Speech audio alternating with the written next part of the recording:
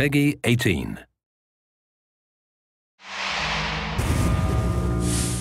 Hi everyone, my name's Alex Hutchinson, Creative Director on Far Cry 4. I'm Mark Thompson, I'm the Narrative Director on Far Cry 4. Nice to meet you. Nice to meet you as well, and welcome to Kyrat, our new fictional location. So in Far Cry 4, you step into the shoes of AJ Gale, who is returning to the country of his birth, initially just to scatter his mother's ashes before he gets caught up in what's essentially a civil war.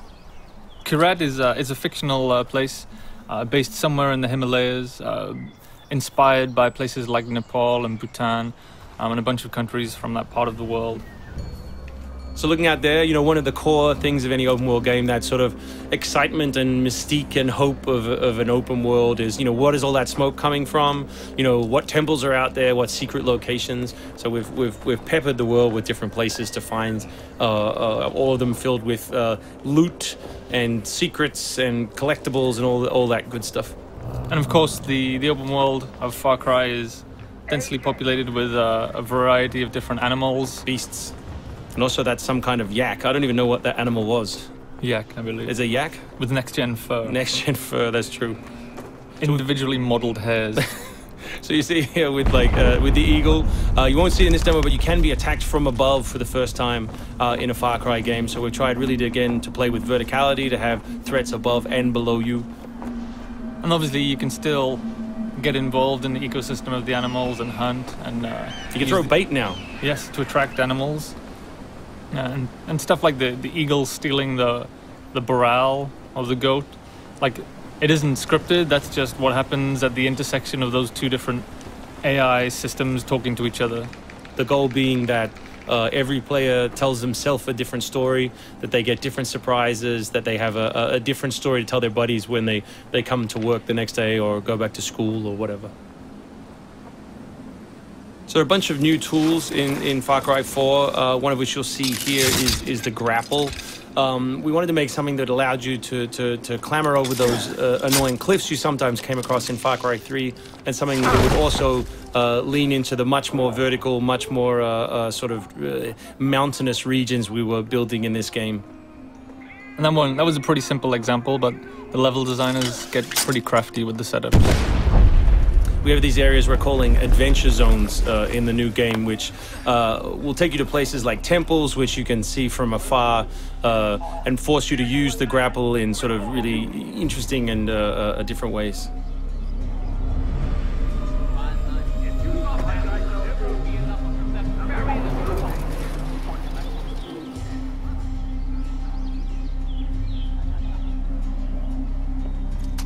The auto crossbow is a new stealth weapon that we've introduced for Far Cry 4. It adds a little more versatility than the bow did in Far Cry 3. Obviously it sacrifices the long range for rapid fire, but it's still a super useful stealth weapon. So this is one of my favorite bits. This if you look down when you're meleeing in the new game, you kick. So you can do all kinds of fun setups such as that. Kicking things is hilarious. I expect people around the world to be kicking rocks, explosive barrels, dead bodies, come November.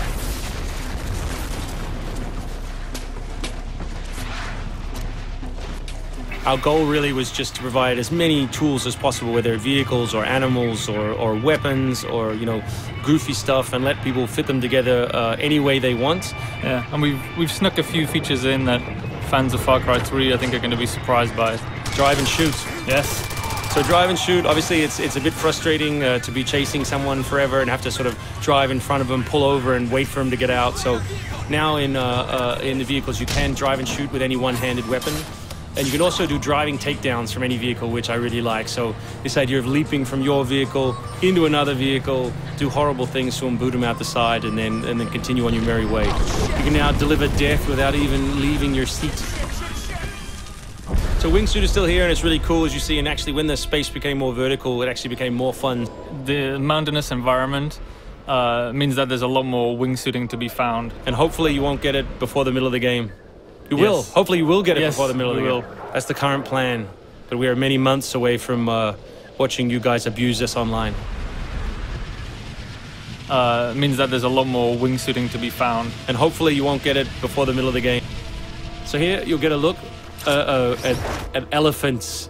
Elephants are awesome, probably my favorite animal in the game. Weaponized in many different ways. You can drive them into a rage, watch them smash the other characters in the world, or you can clamber on top of one and drive it through the gate yourself. My favorite animal is the human animal. It's very Far Cry 2 of you, Mark. Oh, it's the Shark of Darkness. So co-op is a massive part of the new game. It's one of our big ways of opening up the open world and letting you play any way you want. So basically, when you ask your buddy to join, all the solo missions turn off, and you're left with all of the open world toy, the outposts, the fortresses, the towers, all the quests to play any way you want.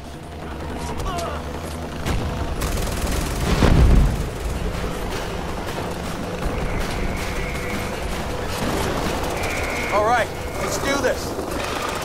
What do you think of the Buzzer, Mark, which is a small one-man helicopter? It's very red. No, but it's cool because it gives like this almost like developer perspective on the world.